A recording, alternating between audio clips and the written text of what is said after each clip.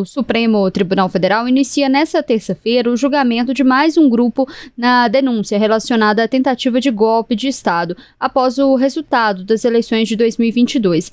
Dessa vez, o foco recai sobre o chamado Núcleo 3, formado por integrantes das Forças Armadas e um agente da Polícia Federal.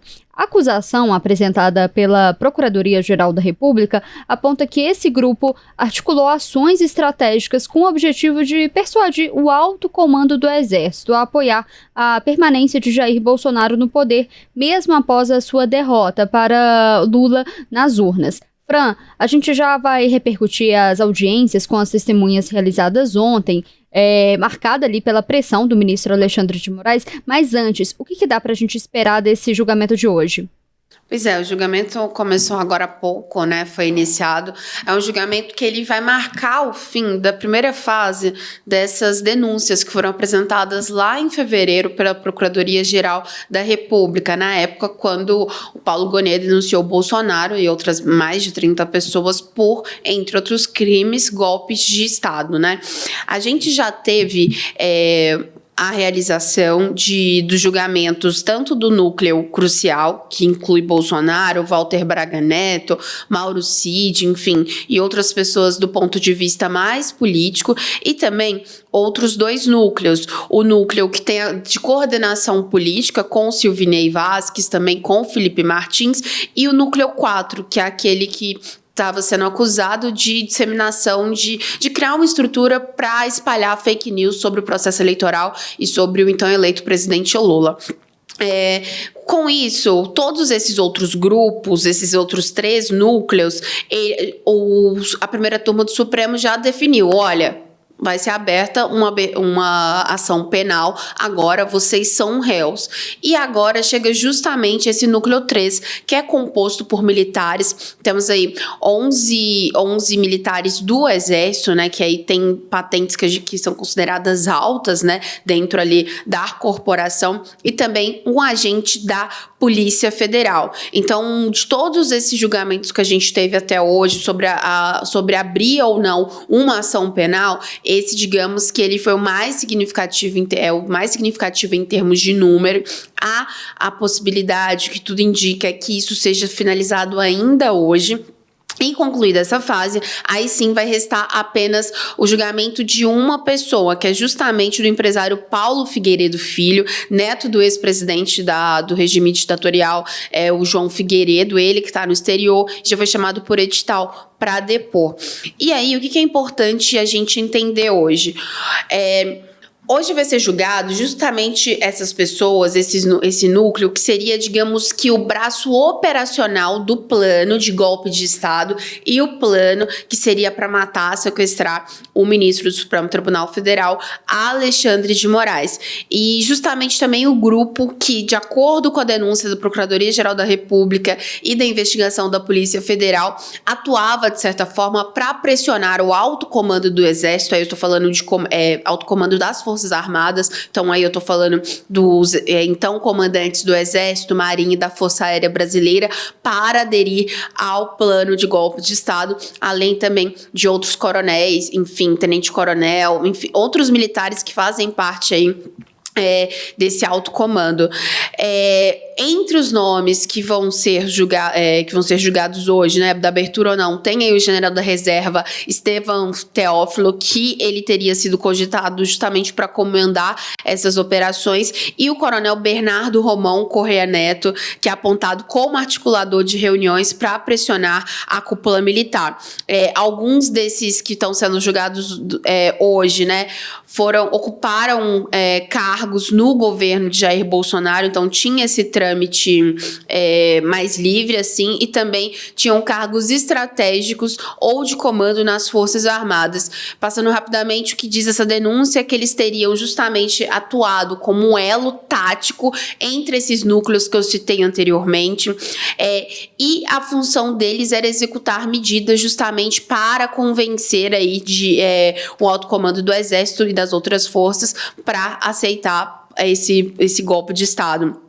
Que esse pessoal teria feito, segundo a denúncia da PGR? Teria aí feito reuniões com militares da ativa e da reserva, redação e circulação de documentos com teses pró-intervenção militar, planos logísticos para a ocupação de prédios públicos e também prisões de autoridades, ameaças veladas a ministros do STF, como Alexandre de Moraes, e alguns integrantes do grupo, de acordo com a denúncia, chegaram a preparar roteiros de intervenção discutindo a ocupação do Supremo e a prisão de ministros da Corte. E tudo isso engloba aqueles 5 crimes que os outros núcleos também estão respondendo por eles, que é o de tentativa de abolição violenta ao Estado Democrático de Direito, tentativa de golpe de Estado, a formação de organização criminosa com agravante de ser armada, dano qualificado e deterioração do patrimônio público tombado. Isso tudo chegaria a 43 anos de prisão. Então, o que vai acontecer hoje? Com a abertura desse julgamento, os 5 ministros que compõem a primeira turma do Supremo, eles vão decidir se esses outros 12 acusados vão se tornar réus ou não. Se tornarem réus, se isso tiver o fim hoje mesmo, aí sim, quase todo mundo que foi denunciado pela PGR passa a ser réu, faltando apenas esse empresário que eu citei, que está no exterior. Então, ele seria esse núcleo 5 aí, que faltaria a ser julgado, mas ainda não há a data marcada. Então, é um dia que ele também é importante ao mesmo tempo, porque ele encerra essa primeira fase, e aí sim, todos os olhos voltam para essa outra parte, que é de audiência de testemunhas, até chegar ao julgamento de fato, que vai definir se essas pessoas vão ser ou não condenadas à prisão. No caso do ex-presidente Jair Bolsonaro também. A Fran fez um panorama aí pra gente do que a gente pode esperar para hoje, dessas próximas fases, fez um resumo aí, mas Fran, vamos repercutir um pouco como foram as audiências no âmbito desse caso ontem. O ministro Alexandre de Moraes, ele continua com uma postura firme, na avaliação de alguns, agressiva na avaliação de outros, pressionando testemunhas. Mas, para contextualizar quem nos acompanha, ontem, diante de algumas hesitações ali do general Marco Antônio Freire Gomes, que é o ex-comandante do Exército, o ministro Alexandre de Moraes alertou que testemunhas não podem omitir a verdade. O general relatou em seu depoimento que o então presidente Jair Bolsonaro apresentou um documento que previa a decretação de estado de defesa e de sítio com base na garantia da lei e da ordem. Fran, essa postura do Moraes e até a participação dele nesse julgamento tem sido alvo de críticas e questionamentos, porque, por um lado, ele é vítima da trama do golpe, estavam planejando a morte dele, o que já foi mostrado nas denúncias, o que também acende ali algumas dúvidas se ele consegue ser imparcial nesse processo. Por outro lado, essa postura do Alexandre de Moraes, que costuma ser bastante incisiva nos julgamentos, gera alguns questionamentos de nulidade do processo, como aconteceu ali na Lava Jato. Como aconteceu ali no caso, principalmente da Lava Jato, da postura do Sérgio Moro, que depois a defesa conseguiu a nulidade de parte desse processo. Fran, em outros julgamentos, essa postura do Moraes costuma ser exatamente essa? Pergunto isso porque esse é o tema, inclusive, da nossa enquete, que eu te convido mais uma vez a participar, se você avalia que a postura do ministro Alexandre de Moraes no julgamento dessa trama do golpe, como que você avalia o comportamento dele? Se você acha correta e necessária, 79%, até então considera que sim, é assertiva esse comportamento do Alexandre de Moraes, e 21% considera excessiva. Fran, como que costuma ser ali, vamos dizer, o modus operandi, como do Alexandre de Moraes em outros julgamentos? Se é incisivo dessa mesma forma ou não? O Moraes, ele é conhecido justamente, assim como o Flávio Dino, né, por ter essa atuação, digamos que mais incisiva. Ele gosta de participar do início, meio, fim, ele faz questão de sempre opinar sobre as coisas, sempre falar, se recebe uma crítica ou não, ele já responde de bate-pronto. Então, é um perfil dele. Isso, inclusive, dentro do próprio Supremo, já causou desconforto em relação a decisões monocráticas ou algo do tipo, mas esse é o perfil do ministro, então não surpreende nesse caso, né? E em relação a esse caso de golpe de Estado, e como você citou, né, ele teria sido uma das vítimas desse plano, inclusive no julgamento de hoje, isso vai ser muito falado, explorado, faz com que ele atue ainda mais firme. Então, nesse momento de audiências, por exemplo, ontem Ontem a gente teve esse início desse processo, que é o seguinte: começou essa fase de audiências lá para as testemunhas, tanto da Procuradoria-Geral da República, como também dos réus do núcleo crucial, núcleo 1. Ou seja, cada um dos réus, Bolsonaro, Braga Neto, Mauro Cid, Augusto Heleno, as defesas ali indicaram testemunhas, e a Procuradoria-Geral da República também. Então, ontem foi dado o start justamente nisso. O que acontece? Nessas audiências com as testemunhas, geralmente o juiz auxiliar é quem conduz, mas ontem, tanto o ministro Alexandre de Moraes foi quem conduziu, mas os outros ministros que compõem a primeira turma, então, Cristiano Zanin, que é o presidente da turma, a Carmen Lúcia, o Flávio Dino e o Luiz Fux, eles também participaram dessa audiência. Então, eles acompanharam ali os depoimentos. Ontem, 4 pessoas prestaram depoimentos, entre elas o ex-comandante, né, do Exército, o Freire Gomes. Ficou para amanhã, porque não deu tempo de finalizar ontem o depoimento do ex-comandante da Marinha, o Batista. Então tá marcado para amanhã às 11 horas da manhã, mas todo mundo participou ali. E só pra gente explicar, esse momento, se teve uma orientação da primeira turma do Supremo Tribunal Federal, então jornalistas estão acompanhando, inclusive a nossa equipe, mas não se pode gravar, não se pode fazer nenhum tipo de registro desses testemunhos. Então a gente acompanha isso, né, por meio dos nossos setoristas lá, mas não, esse conteúdo vai se tornar público apenas após o fim de todas essas audiências, ou seja, depois do dia 2 de junho. Vamos lembrar que são 80 testemunhas, 5 da acusação, 75 de defesa desses 9 réus. E somente o governador do Distrito Federal, o Ibanez Rocha, foi dispensado, senão seriam 81 pessoas. E aí, o que aconteceu ontem, que foi o que você citou, que chamou a atenção? O general Marco Antônio Freire Gomes, então comandante do Exército, ele teria hesitado em algumas respostas ali. E aí o Moraes interviu e disse que, ele disse exatamente antes dele responder: pense bem, nas palavras do Moraes, a testemunha não pode deixar de falar a verdade. Se mentiu na polícia, tem que falar que mentiu na polícia. Não pode agora, perante ao Supremo Tribunal Federal, dizer que não sabe, não lembra, estava focando nos aspectos legais. Aí ele termina, Alexandre de Moraes, para o ex-comandante do Exército: ou o senhor falseou a verdade na polícia, ou está falseando aqui. Moraes apontou divergências no depoimento de Freire Gomes à Polícia Federal e, posteriormente, ao Supremo, justamente relacionado à questão da minuta de golpe. Então, ele fez essa pressão ali naquele momento. Lembrando que o general, durante esse depoimento ontem, ele reiterou a apresentação de minuta de golpe. Ele falou que no início havia sido apresentado um documento que previa a decretação de estado de defesa e de sítio com base na GLO, né, que é a Garantia de Lei e Ordem, e esse documento estava ok. Mas que posteriormente, em dezembro, teve uma nova reunião e aí sim foi apresentada uma minuta que daria a entender que era de intervenção, e que com isso ele não concordou. Ele disse que ele não pediu, não deu ordem de prisão, como foi falado ao ex-presidente Jair Bolsonaro. Minimizou também a participação ali do ex-comandante da Marinha. Eu até falei errado aqui, o depoimento que ficou para amanhã não é do ex-comandante da Marinha, mas sim do ex-comandante da Força Aérea Brasileira, só para fazer essa correção. Mas enfim, e além de Freire Gomes, só para finalizar aqui, também falaram o ex-coordenador de análise de inteligência da PRF, o Adiel Pereira Gomes, também o Éder Lindsay Magalhães Balbino, que era um empresário que teria sido responsável por fazer um relatório falando sobre as urnas eletrônicas. Ele falou que criou também esse relatório aí sem evidência nenhuma. E por fim, o servidor público Clebson Ferreira de Paula Vieira, que ele também confirmou que ali na hora teve um direcionamento na Polícia Rodoviária Federal ao fazer relatórios e tudo, mostrando onde tinham mais eleitores do presidente Lula no primeiro turno, para a PRF atuar depois no segundo turno com aquelas blitzes, né, que ficaram aí conhecidas. Só para falar também o que o Adiel Pereira falou, ele falou que a proximidade do ex-diretor-geral Silvinei Vasquez com o então presidente Jair Bolsonaro não era bem visto aí dentro da corporação.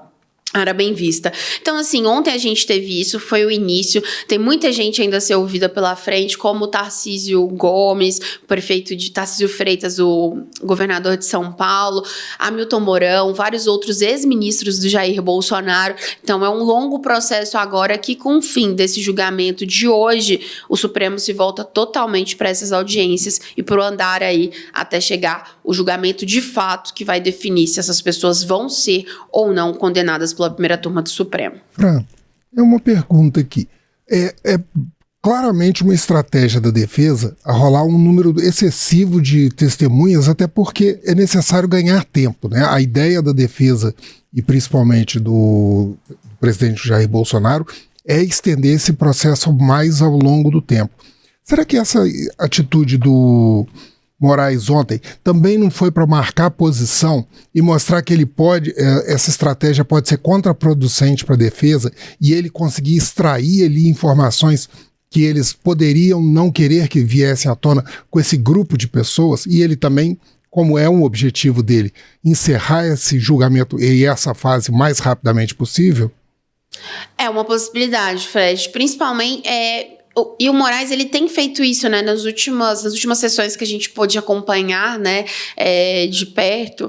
Ele sempre faz questão de fazer esse tipo de posicionamento com as defesas dos acusados, né. As defesas ainda tentam justamente levantar essa suspeição dele, pedir para que o caso seja levado para o plenário, e a tentativa é justamente tentar ganhar mais tempo em função da vida complicada também do ex-presidente, que a gente já falou aqui, em relação a possíveis saídas via Congresso Nacional, que seria o PL da anistia, por exemplo, ou um trancamento de uma ação penal, junto com aquela questão do Alexandre Ramagem. Então, é uma tentativa, mas é muito difícil deles conseguirem qualquer tipo de alongamento nesse momento, justamente porque a gente está falando dessa primeira turma, né? São esses 5 membros, além do Moraes, os outros 4 ministros, que eles, por mais que o Fux apresente uma certa divergência ali do Moraes, eles concordam em muitas teses, teorias. Se fosse no plenário, a coisa mudaria, teria mais chance de uma protelação, justamente porque tem o Nunes Marques, o André Mendonça, que foram indicados pelo ex-presidente Jair Bolsonaro, né? Mas é isso, a defesa tenta ao máximo, tentar alongar, buscar outras saídas, mas a cabeça do Supremo, pelo menos nos bastidores, é justamente tentar resolver isso até a gente estava com a previsão do que tem sido falado até ali setembro. Então, chegar nesse segundo semestre, após o recesso judiciário, já fazendo a abertura do julgamento de fato, né? Relacionada aí à condenação ou não. Então, e o Moraes, inclusive, só para... Ele falou agora, durante a abertura da sessão agora da primeira turma, que os áudios de acusados tramando as mortes dele e de outras autoridades, como o presidente Lula, não fazem parte desse momento da análise. Ou seja, a gente vê ainda que outras denúncias, outras questões podem surgir ainda desse julgamento. Pois é aí que gera o questionamento, né, de grande parte da defesa, se o Alexandre de Moraes poderia ser imparcial nesse processo, sendo que ele era tema ali dessa própria trama golpista. Mas a gente tem que também prestar atenção nisso, porque não era só Alexandre de Moraes, né? Personificou ali na figura dele, mas a gente viu que toda essa trama atacava o STF também ali como um todo também. Mas, Fran, só pra gente terminar, é importante a gente falar que, pelo menos durante a audiência de ontem, a gente não viu ali, não deu pra poder falar que tinha realmente algum envolvimento ali do ex-presidente Jair Bolsonaro com a questão ali da PRF, de obstrução das estradas nos dias das eleições. O que a gente viu ali de mais concreto que foi falado é do general do Exército, falando que foi realmente apresentado, foi discutido ali uma minuta do golpe e uma grande questão que o Bolsonaro sempre falou ali, até antes, depois que ele perdeu as eleições, era que ele estava agindo nas 4 linhas da Constituição, ele era sempre esse, e que também ele defendia que esses dispositivos, estado de defesa, o estado de sítio, são dispositivos que estão previstos na Constituição. Mas a grande questão, né, Fran, estão previstos na Constituição, mas não exatamente exatamente no contexto que o país estava naquele momento, né? Porque ele perdeu as eleições, a gente não estava tendo até então um clima de alguma coisa que previa o acionamento desses dispositivos de estado de defesa, de estado de sítio. São dispositivos constitucionais, mas que estavam sendo discutidos para serem usados de uma forma inconstitucional, né? E assim, na fala do Freire Gomes, ele fala que a última versão do documento previa uma intervenção, né? Então isso complica o ex-presidente Jair Bolsonaro nesse sentido. Além disso também, o Freire Gomes, ele confirmou que na última versão apresentada desse documento havia referência à prisão de autoridades, inclusive de Alexandre de Moraes. Então isso acaba complicando o ex-presidente. Tem uma outra questão que os servidores públicos que foram ouvidos ontem também trouxeram à tona, que é justamente a criação desses documentos para entender onde estavam esses eleitores do então candidato Luiz Inácio Lula da Silva para realizar essas blitz da PRF. Nesses locais para impedir que essas pessoas fossem votar, né, fossem até as urnas. E também tem a elaboração de um documento para colocar em descrédito as urnas eletrônicas. E tudo isso, a avaliação da Procuradoria-Geral da República, as perguntas vão nesse sentido, tudo isso para mostrar que havia a estrutura de uma organização criminosa, em que esses militares, eles fariam essa questão tática, havia outros núcleos de uma questão mais operacional, de planejamento, e por fim, havia tinham essas lideranças dessa organização, que aí seriam o ex-presidente Jair Bolsonaro, enfim, e outras pessoas desse núcleo mais político, como Walter Braga Neto. Então, o que a gente pode ver também de ontem é que é isso, todas as questões apontam, tanto é que os servidores falaram da Marília, que também é ré nesse processo, de outros comandantes de outras pessoas que estariam amando, enfim, é como se fosse uma hierarquia, né, e que no fim elas estariam amando do ex-presidente Jair Bolsonaro. Então, o que a gente viu muito, que as perguntas elas vão nesse sentido para tentar aí justamente comprovar essa denúncia da PGR. Tem até um questionamento já agora, depois dessas audiências, era porque muitos aliados ali do ex-presidente falam que foi discutido ali uma questão que, segundo eles, são dispositivos que estão previstos na Constituição, mas que depois de tudo isso, o ex-presidente não levou à frente. Então, que por isso não pode ser incumbido a ele a questão de tentativa de golpe, porque depois que viu que realmente não tem nada que é constitucional a ser feito, o plano, pelo menos para o ex-presidente, não seguiu à frente. Então, pelo menos, essa é uma linha da defesa do que defende os aliados do ex-presidente Jair Bolsonaro.